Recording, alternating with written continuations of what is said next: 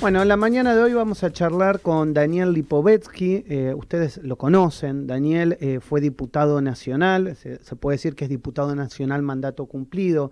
Es de la ciudad de La Plata, hace muchos años que lo conozco y lo hemos entrevistado en este programa. Actualmente es diputado de la provincia de Buenos Aires y representa el espacio de Juntos por el Cambio. Bueno, vamos a charlar un poco de la Argentina de hoy, su percepción y su visión de lo que nos está pasando en este año 2022. Hola Daniel, buen día. Maximiliano Lecky y equipo te saludan. ¿Cómo te va tanto tiempo?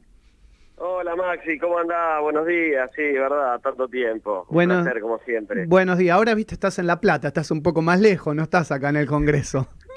Es verdad. Vos sé que recién cuando te escuchaba me acordaba la primera vez que fui al estudio de la radio, fue justo el 2 de abril del 2013, el día de la tragedia de la inundación más tremenda que vivió nuestra ciudad de La Plata, que fue justamente ese día. Yo fui a la mañana a la radio y de ahí me fui a La Plata justamente a ayudar a mi mamá que estaba atrapada en su casa porque no podía salir de la inundación terrible que sufrimos los platenses ese año, ¿no? Me acuerdo perfectamente de ese momento.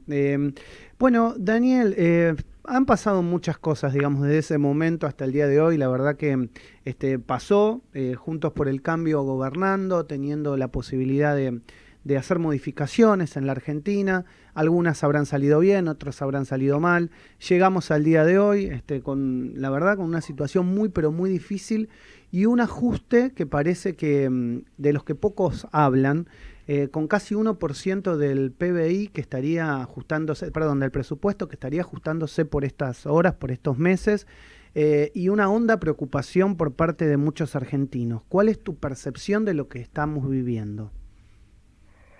Bueno, mucha preocupación, ¿no? Y también un poco de bronca con el comportamiento del actual oficialismo, ¿no? ¿Por qué digo bronca? Porque en definitiva muestra un poco la hipocresía del oficialismo, que cuando nosotros en algún momento tuvimos que hacer algún tipo de recorte porque justamente buscábamos lograr el equilibrio fiscal tan necesario para evitar la hiperinflación que después obviamente este gobierno casi genera, digamos, estamos al borde de la hiperinflación con una inflación de casi 3 dígitos, se llenaban, se inmolaban, decían que esto era una locura y que cómo vamos a recortar la educación, que nosotros ni siquiera lo hicimos, vimos un montón de otras cosas, y este gobierno ahora agarra y recorta educación, recorta el área de discapacidad, los temas sociales, bueno, y todo el oficialismo actual que antes se mostraba compungido, hoy se calla la boca y lo único que se dedica es ir a marchar a la casa de la actual vicepresidenta para presionar a la justicia en la investigación claramente donde ella está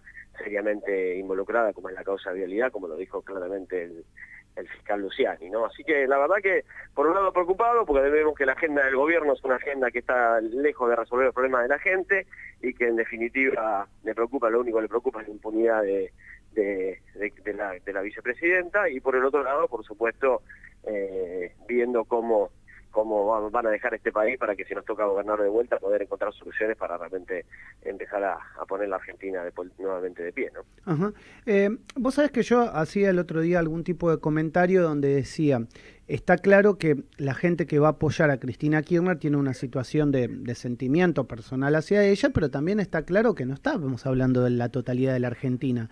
De hecho, el otro día pasó un hecho que parece sacado de contexto o muy chiquito, pero que no es menor, que es cuando nombraron a Cristina Kirchner en la cancha de Boca, previo al partido, fue un abucheo general. Te lo pregunto porque también creo que sos de Boca, alguna vez hemos hablado, ¿no? Sí, voy de Boca y voy a la cancha. Justo el domingo no fui porque mi hijo se enfermó, pero si no hubiera ido.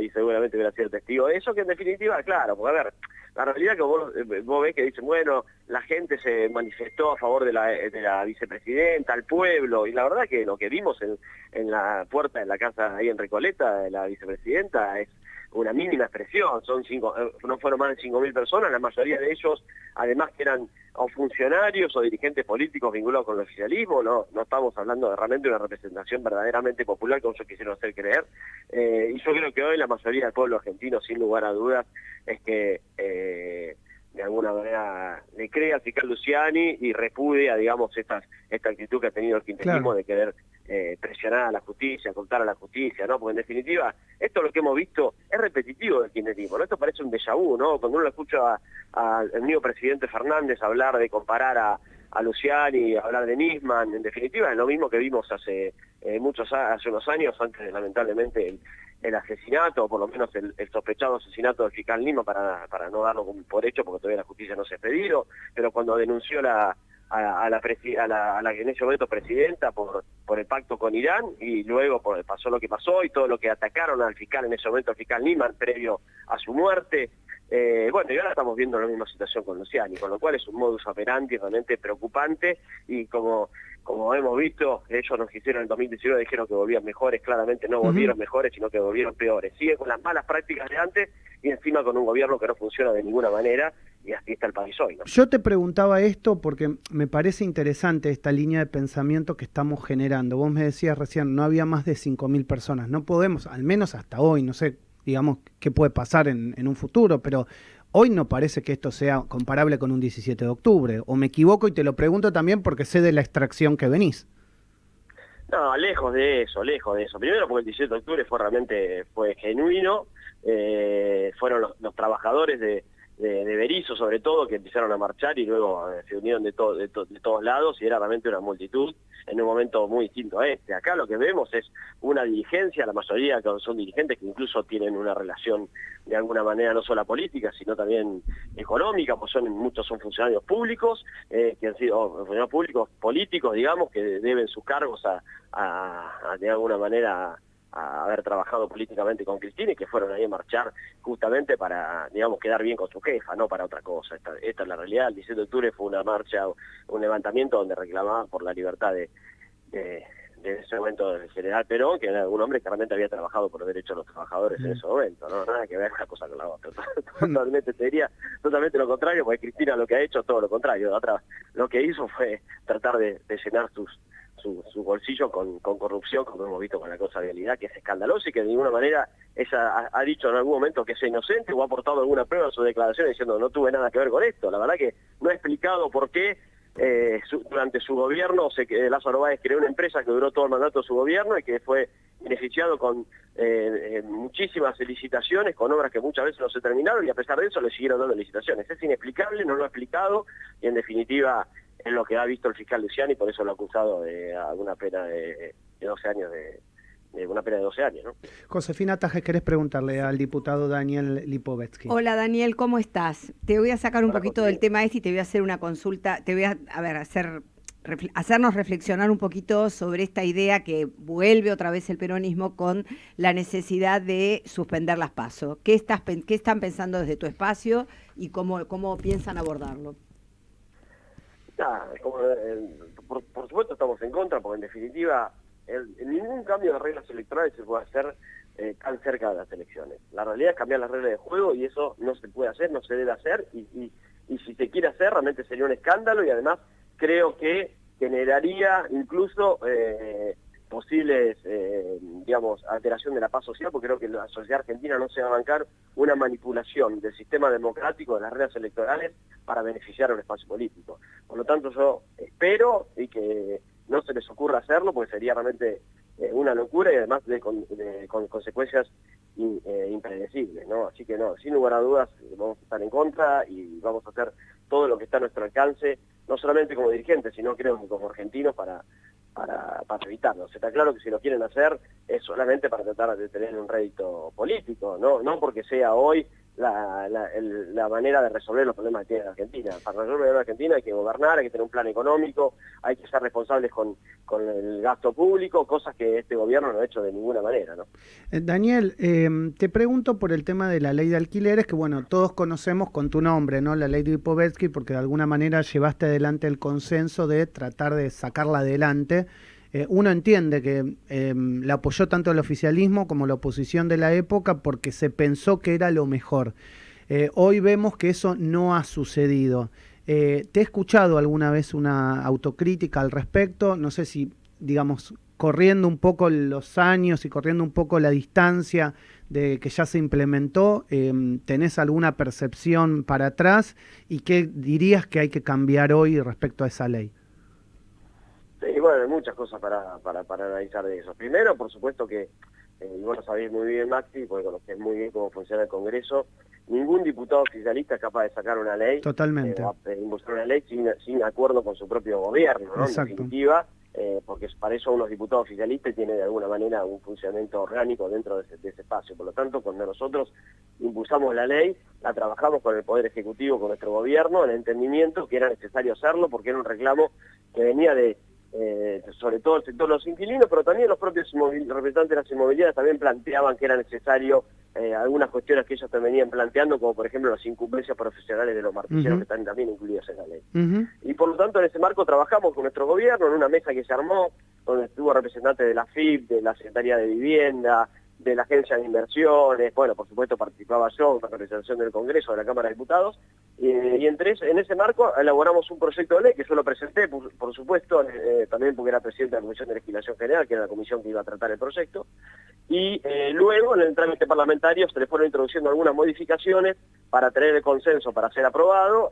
Algunas de esas modificaciones son las que hoy creo que no han funcionado, más allá de que creo que ninguna ley hoy, en la realidad actual, con una inflación de 3 dígitos, ninguna ley va a funcionar, y con un gobierno como este. Por lo tanto, de alguna manera, aunque la ley la modifiquemos, tratemos de hacerla mejor, que estaría bueno que lo haga el Congreso, no tengo ninguna expectativa de que pueda resolver ningún problema, porque en definitiva, que hoy tiene el mercado inmobiliario, porque en definitiva el problema es del gobierno y de la inflación y no de una ley determinada, ¿no? Pero si me preguntás a mí en retrospectiva, yo creo que el método de actualización anual, que no está previsto en el proyecto que nosotros presentamos un método de actualización semestral, pero en el debate parlamentario el kirchnerismo planteó eso y era la única manera de avanzar, y no hubo objeciones de nuestro bloque ni del otro, ni del bloque de ellos, por supuesto, que lo había planteado. Yo creo que eso habría que corregirlo. Creo que el semestral es un mejor método. Y el tema de los 3 años, que es el otro tema que está discutiendo el Congreso, mirá, en su momento nosotros entendimos que era necesario porque el plazo de 2 años era corto en un país que era mucho más estable que este, y 2 años realmente para un inquilino muy corto. Uno ingresa a la vivienda y al año, si el propietario te decide no renovar, ya tenés que estar empezando a mudar a tu familia con todo lo que eso implica. Claro. 3 años le da más estabilidad. Ahora, por supuesto, que del otro lado, en un contexto, en un gobierno que durante la pandemia congeló precios, suspendió los desalojos, generó y genera todos los días incertidumbre de todo punto de vista, atacando la actividad privada, claramente hoy parece mucho, entonces por lo tanto es un tema que por lo menos el Congreso debería debatirlo, ¿no? Saco al Daniel político y me meto en el Daniel persona. Porque obviamente nos conocemos hace años y sé que te puedo hacer esta pregunta. ¿Sentís que a veces la política es un poco injusta? Esto de tener que salir a marcar, bueno, todos los bloques políticos apoyaron esto y hoy muchos de afuera y de adentro me quieren hacer cargo a mí de una ley que estuvo consensuada. Mira, sí, también uno tiene ciertas responsabilidades cuando uno es oficialista, ¿no? Porque uno podría decir un montón de cosas de alguna manera sobre la responsabilidad de cada uno de los funcionarios de nuestro gobierno que participaron en ese debate, y yo prefiero de alguna manera tomar la posta, porque en definitiva fue quien presenté el proyecto, más allá que, insisto, como te decía, no fui el autor solamente del proyecto, sino que se trabajó en una mesa de trabajo de nuestro gobierno. Cuando los oficialistas tienen algunas responsabilidades, yo prefiero ser orgánico en ese marco y en definitiva entender que en este caso me toca dar las explicaciones, más allá que yo la ley la hicimos con toda la buena fe y por supuesto entendiendo que era necesaria, ¿no? Y sigo pensando que la ley era necesaria. Ahora, por supuesto, en este contexto lamentablemente no fue la efectiva que hicimos, más allá de que muchas veces se habló de que la ley venía a bajar los precios de los alquileres, y nunca fue el objetivo de la ley esa, ¿no? Porque convengamos que yo estoy en contra de una ley que regule precios. No, los precios se regulan por la oferta y la demanda y por las condiciones macroeconómicas, no por una ley. Por lo tanto, nosotros evitamos regular precios en la ley como quería en su momento el kirchnerismo. Pero bueno, de todas maneras, por supuesto que hoy, si me preguntás, lamentablemente uno termina pagando más costos que otra cosa, con un proyecto donde uno trabajó con toda la buena fe y en el entendimiento que era necesario esa ley, ¿no? La última, y conociendo tu territorio, cuando te presenté dije que eras platense y caminás la provincia de Buenos Aires. ¿La provincia puede volver a ser de Cambiemos el año que viene? Políticamente hablando. Mira, yo creo que sí. Yo camino todos los días a mi ciudad, sobre todo a La Plata. Voy a ser precandidato a intendente el año que viene. Creo que nosotros a los bonaerenses y yo a los platenses tenemos que ofrecerle una buena alternativa dentro de Cambiemos, en un distrito donde nosotros gobernamos, pero también en la provincia donde somos oposición, y creo que si planteamos una buena alternativa con una paso competitiva que debemos tener sí o sí, me parece que Acá lo que debe evitarse es pensar que podemos tener un solo candidato en cada distrito. Tenemos que tener una PASO competitiva, atractiva para el electorado, en una provincia donde por supuesto los números son justos, porque siempre el kirchnerismo ha hecho una buena elección, incluso hasta mismo el año pasado, a pesar de que ganamos, hizo una buena elección. Y creo que si lo logramos, vamos a realmente volver a ganar la provincia como en el 2021, se puede hacerlo, y vamos a gobernar una provincia que realmente necesita un cambio, porque realmente el gobierno de Kicillof es un verdadero escalabro, no hay un solo punto de la gestión de Axel que uno pueda decir que realmente es eficiente, ¿no? En seguridad, realmente la inseguridad es tremenda, la economía también, no hay un sector del gobierno de Kicillof que uno pueda destacar como positivo, lamentablemente. ¿No? Pasa a ser intendente de La Plata, me queda claro, ¿eh? ¿La tenés clara? Sí, es mi decisión, es mi vocación, trabajo para eso, camino la ciudad todos los días recorro cada uno de los barrios de la ciudad, hablo con los vecinos, creo que la ciudad necesita un cambio, yo estoy convencido que la renovación siempre es necesaria, que más de 8 años de mandato creo que es un error, porque en definitiva las ideas se acaban y hay que buscar alternativas nuevas. Y yo me vengo preparando para eso, no solamente caminando en la ciudad, sino de alguna manera, porque he tenido diferentes responsabilidades, incluso en la ciudad de Buenos Aires. Mi idea es poder aplicarlas para que la ciudad de La Plata vuelva a despertar, ¿no? Hoy estamos planteando eso. Es momento de despertar a La Plata, es la capital de la provincia más importante de la Argentina, que es la provincia de Buenos Aires, y necesitamos que vuelva a brillar, y para eso trabajamos hoy, ¿no? Daniel, el abrazo de siempre. Gracias por estar en Radio Sónica. Te mando un abrazo grande, como siempre, un enorme placer. Gracias, lo mismo.